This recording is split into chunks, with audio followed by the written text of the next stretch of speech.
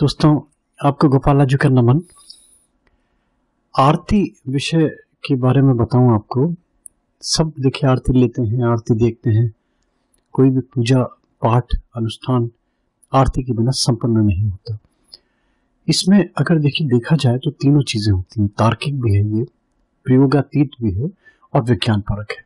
तीनों उपक्रम शामिल हैं इसके अंदर। अगर देखिए इसको हम दार्शनिक दृष्टिकोण से देखें तो इसमें तत्वों का समावेश है। ये देखिए हमारे पंच तत्वों का समावेश किस प्रकार से आरती में अगर देखा जाए तो लगता है कि इसमें पूरा का पूरा हमारे पंच तत्व समाये हुए हैं। अगर हम देखिए शास्त्रोक्त ग्रंथों में जाते हैं तो छंदो उपनिषद में मिलता है कि आत्मा से आकाश की ओर, आकाश से वायु की ओर, वायु से अग्नि की ओर, अग्नि से जल की ओर, जैसे पृथ्वी की ओर, ये उत्पत्ति मानी गई है इस प्रकार। और अगर वेदोक्त सृष्टि प्रक्रिया में जाते हैं तो जब आरती करते हैं तो आरती करने में क्या होता है, सबसे पहले देव का पर्दा खुलता है, देव के दर्शन होते हैं, क्योंकि प्रकाशमय हो जाता है सारा। एक पूरा एक दीप्यमान हो जाता है पूरा आरती के प्रकाश से देवता का, तो उसके दर्शन होते हैं।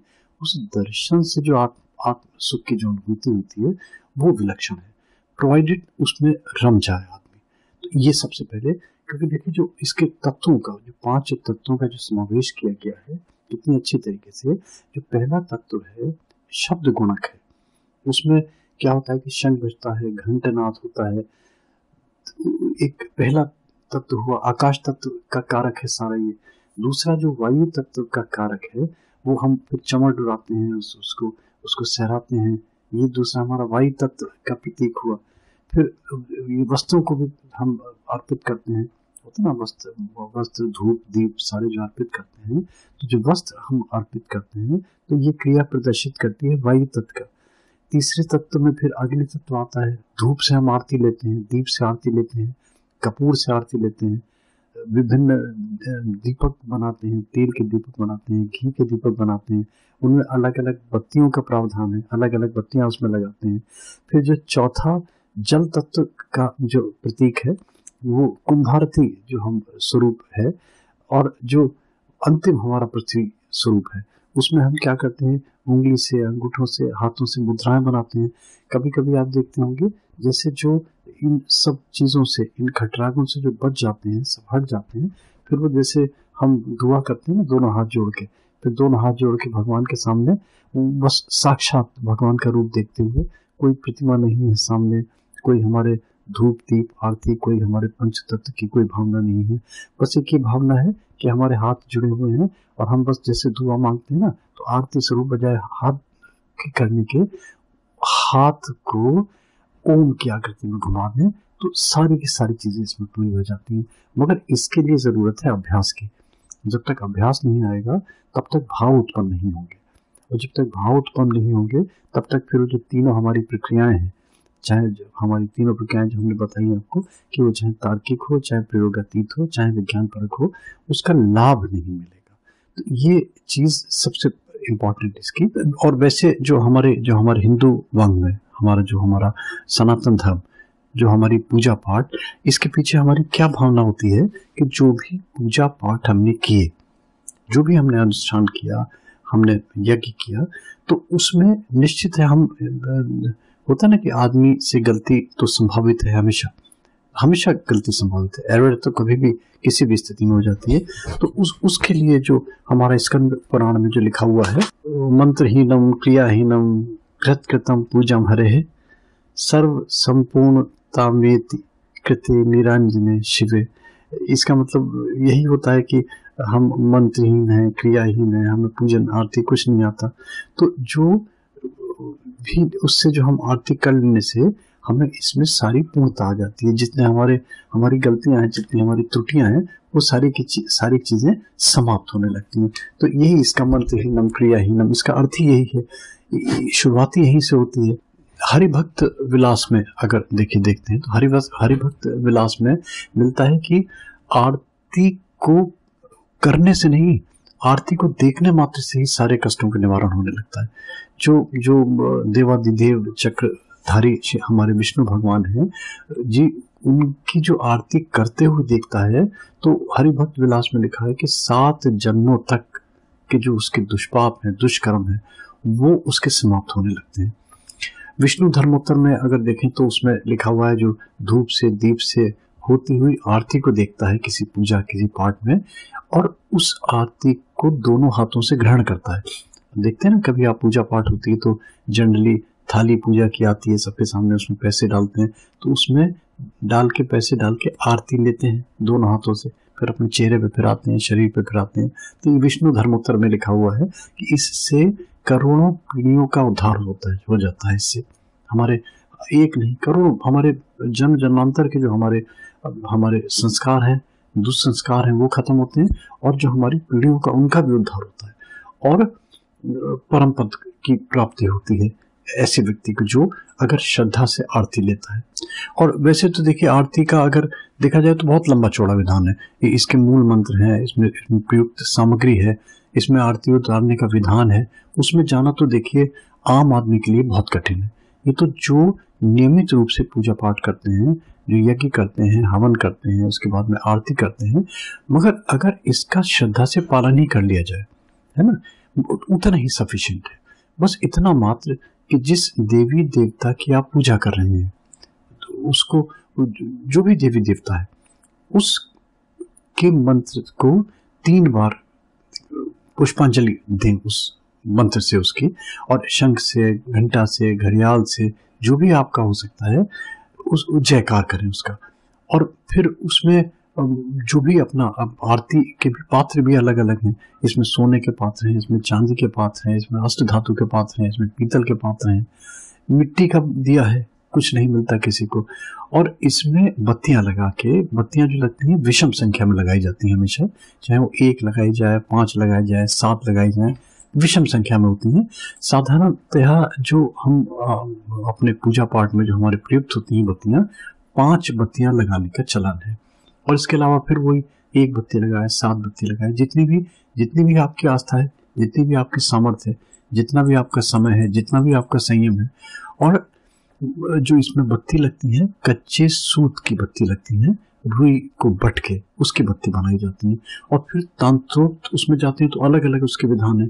जैसे मैंने एक प्रयोग दिया था, श्वेतार्क के फल में रुई उड़ती रहती है, उस रुई को जोड़ के उसकी बत्ती बना के जो पूजा पाठ करते हैं, अनुष्ठान करते हैं, तांत्रिक क्रियाएं करते हैं और आरती उतारते हैं, तो उसका अलग ही प्रभाव है, उसका प्रभाव कई गुना बढ़ जाता। अगर देखिए हम पद्म पुराण में देखते हैं तो उसमें कुमकुम से, उसमें अगर से, उसमें कपूर से, उसमें घृत से, उसमें चंदन से 5 बत्ती, 7 बत्ती, 9 बत्ती, 1 बत्ती बना के और घंटे से, शंखनाद से हम आरती उतार, दीपमाला के द्वारा हम करते हैं, जलयुक्त शंख से करते हैं, धुले हुए वस्त्रों से करते हैं, आम के पत्तों से करते हैं, पीपल के पत्तों से करते हैं, पुष्प से करते हैं, और फिर अंत में साष्टांग दंडवत करके आरती करते हैं, लेट गए बिल्कुल। अब साष्टांग मींस कि अपने हम सातों के सातों अंग अपने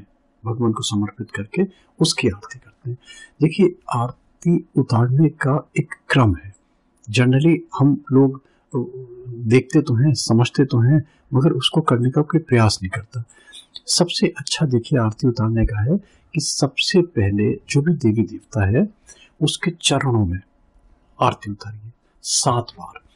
और आरती उतारने का एक क्रम है जो आप अब तक जो भी अपने आप करते आ रहे हैं, इस बार से ऐसे स्टार्ट कीजिए। आरती का जो भी आप ले रहे हैं, दीपक ले रहे हैं, धूप ले रहे हैं, या जो भी आप वस्त्र ले रहे हैं, पुष्प ले रहे हैं, अपनी श्रद्धा ले रहे हैं, खाली श्रद्धा मीन्स कि खाली हाथ जोड़ के और जैसे दुआ करते हैं ऐसे अगर इस रूप में कर रहे हैं तो इस प्रकार से करें।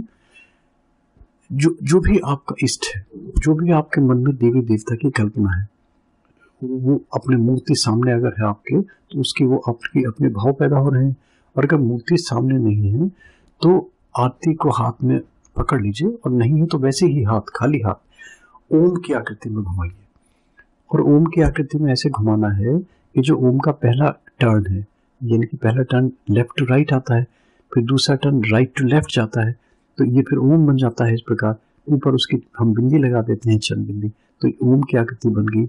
इसी प्रकार आरती से ओम की आकृति बनाइए, लेफ्ट टू राइट जाइए, धीरे धीरे, भागना नहीं है, धीरे धीरे आरती घुमाते हुए अपना हाथ लेफ्ट टू राइट ले जाइए। जो पहला कर्व आएगा बहुत ही धीरे धीरे उसको हल्के से टर्न देते हुए फिर राइट से लेफ्ट ले जाइए नीचे, और जब नीचे ले जाते हैं उसको तो जैसे डुलाते हैं ना झूले में, हल्के से उसको लेफ्ट टू राइट झुलाइए, राइट टू लेफ्ट झुलाइए, 1 बार 2 बार 3 बार, फिर ओम बनाइए। ये बेस्ट तरीका होता है। देवी देवताओं की आरती के अलग अलग तरीके लिखे हुए हैं, अलग अलग उनकी संख्या लिखी हुई है। जो छांदोग्य उपनिषद में सबसे बढ़िया लिखा हुआ है, उसमें लिखा है कि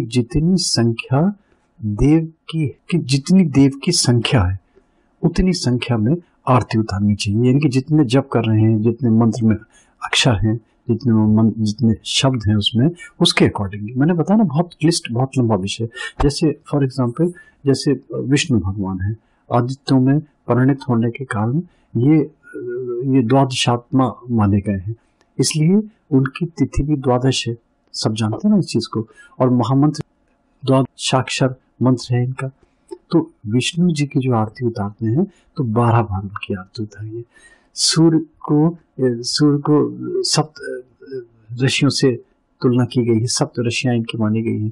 तो इस प्रकार जब अगर सूर्य देव की आरती उतारते हैं तो 7 बार, 7 टाइम्स जो मैंने बताया ओम की आकृति में 7 बार उतारिए।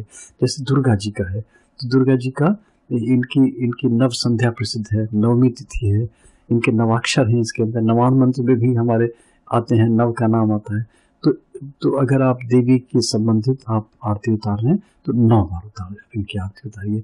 रुद्र एकादश है और जो शिव हैं चतुर्दशी तिथि के अधिष्ठाता देव माने गए हैं, तो उनकी आरती 11 बार उतारिए या 14 बार। यानी कि वही जो भी आपके हाथ में है, आप धूप से कर रहे हैं, आप केवल कपूर से कर रहे हैं या बत्तियां लगा के कर रहे हैं, तो उनकी आरती 11 बार उतारिए या 14 बार घुमाइए।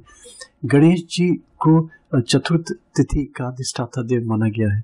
आप मानते हैं ना कि चतुर्थी गणेश जी की, कोई भी हम गणेश जी के संबंधित कोई भी पूजा पाठ करते हैं चतुर्थी तिथि चुनते हैं। इसलिए अगर गणेश जी की आरती उतार रहे हैं तो 4 बार उनकी आरती उतारिए। इसी प्रकार से जो भी देवी देवता है उनमें मंत्र, उनमें तिथि उनके सुनिश्चित कर लेने चाहिए, और जिस देव से संबंधित जितने संख्या आ रही है उतनी संख्या आरती उतारने का ये बेस्ट तरीका। और सबसे अच्छा 1 बार, केवल मात्र 1 बार ओंकार जो मैं बता रहा हूँ वही हल्के हल्के घुमाते हुए हाथ को ओंकार की आकृति बनाते हुए, और फिर जब नीचे आए तो हल्के से डुलाते हुए उसको 2 बार 3 बार, ये बेस्ट होता है। अगर देखिए तंत्र में जाते हैं, है ना, तांत्रिक और गुह्य दृष्टिकोण से देखते हैं तो ये एक तांत्रिक उपक्रम है बिल्कुल। देखिए कोई हमारे हाथ में धूप दीप नहीं होती, कोई हमारे हाथ में कपूर नहीं होता, कोई हमारे हाथ में पंचतत्व की कोई सामग्री नहीं होती। तो जैसे होते हैं ना, बलियां लेते थे पहले, बलिहारी जाते थे, बलि जाते थे, बारी जाऊं तेरे पे, निछावर करते थे। इसके पीछे भाव तो यही था ना, ये था तो तांत्रिक उपक्रम, मगर इसके पीछे भाव यही था कि जितनी भी विघ्न बाधाएं हैं वो दूर हो। और देखिए अगर अघोर तंत्र में जाते हैं तो उसमें फिर जो कौलाचारी, उसमें चर्म दीपों की, चर्बी के तेल की और विभिन्न मुद्राएं होती हैं, उन मुद्राओं में जाके, मगर मैं क्योंकि कौलाचारी को नहीं प्रमोट करता, मैं सब करता हूँ, कौलाचारी ही हूँ बेसिकली, मगर मैं नहीं जनरली कहता, हमेशा सरल चीज, साधारण चीज, सुगम चीज, सहज चीज, जो सहज रूप में हम कर रहे हैं, तो सहज रूप में इसका सबसे अच्छा कि जो भाव यही रखें, हमारी सनातन संस्कृति है उसके पीछे भाव भी यही है कि आरती देखने से, आरती करने से और आरती लेने से हमारे जितने कष्ट हैं, हमारे जितने दुख हैं, वो सब समाप्त होते हैं। और ये जो आध्यात्मिक रूप के जो अनेक क्रम है, उपक्रम है, जो इससे आस्था है, ये आस्था ही अंततः हमारा क्या करती है, प्रभु दर्शन का जो सार सत्य है वो सुनिश्चित करती है, वो प्रभु में आस्था डेवलप करती है, और प्रभु का प्रताप, प्रभु की कृपा, प्रभु का आशीर्वाद वो हमें जीवन में मिलता है इससे। इस अगर आस्था में जीवन यापन, ऐसी आस्था से अगर व्यक्ति जीवन यापन करता हुआ कोई भी साधक है, कोई भी पूजा पाठ भक्ति परक व्यक्ति है, पूजा पाठ करने वाला है, तो उसको काम, उसको अर्थ, उसको धर्म, इसमें उसकी उपलब्धियां होती ही होती हैं। ये सत्य है। आरती का देखिए ये एक सूक्ष्म सा विवरण, मैं समझता हूँ कि अगर इसको फॉलो करें, और मैं सबसे बाद में फिर वही कहूँगा कि आरती में खटराग में न जाए, अगर केवल वही हाथ जोड़ ले, दुआ की मुद्रा में आ जाए, और अगर हाथ में दीपक है, हाथ में अगर कपूर चलता हुआ है, नहीं है तो केवल हाथ से बस वही ध्यान करे, मन में जो भी सुंदरतम छवि अंकित कर सकता है, और बस वो जैसे वो ओंकार बनाए सर से लेके पांव तक, और ओंकार भी वैसे ही जैसे मैंने बताया, लेफ्ट टू राइट जाए, फिर जो सेकंड करवाता है ओंकार उसमें राइट से लेफ्ट जाए, फिर जब नीचे उसका आता है ओंकार तो वो हल्का सा आके फिर left to right, right to left, 2 बार जैसे हल्का सा झूला झूलते हैं, और फिर ऊपर चंद्र बिंदी लगा दे, उसी हाथ से जोड़े जोड़े, तो ओंकार बन गया। ओंकार स्वरूप आरती है बेस्ट देव को प्रसन्न करने के लिए। थैंक यू दोस्तों, थैंक यू। अगर दोस्तों अच्छा लगता है तो प्लीज़ यूट्यूब में गोपाल राजू को सब्सक्राइब करें।